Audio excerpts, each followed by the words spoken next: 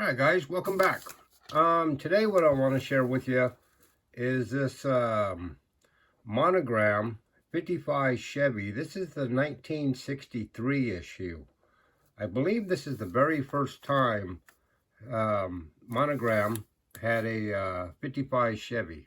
As you can see, you can make it as a hardtop, you can make it as a convertible, and you also can build this as a custom with a bubble top.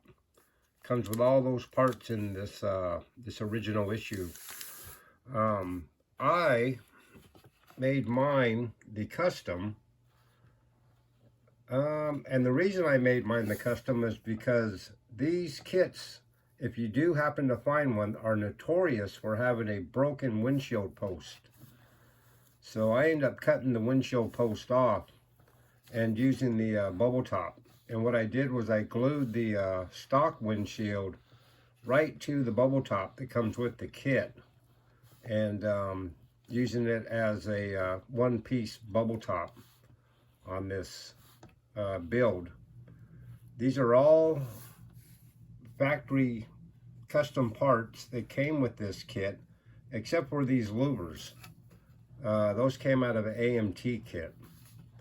But the headlights that are, see them kind of bubbles, the custom grille, the bumperettes, the show pipes, the tail lights, and the rear bumperettes, and the license plate molded in, that all comes from the factory stock kit. The French antennas I added.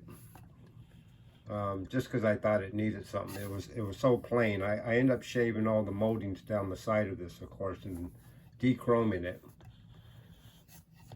The roll pan, I'm pretty sure that came with the kit also. So really kind of a neat kit. This is a Darrell Starbird designed kit. As you can see on the side of the box, Starbird customizing. There you go, the bubble top, the side pipes or lake pipes. Came with a little TV you can put inside it. Also came with these bucket seats that are in here.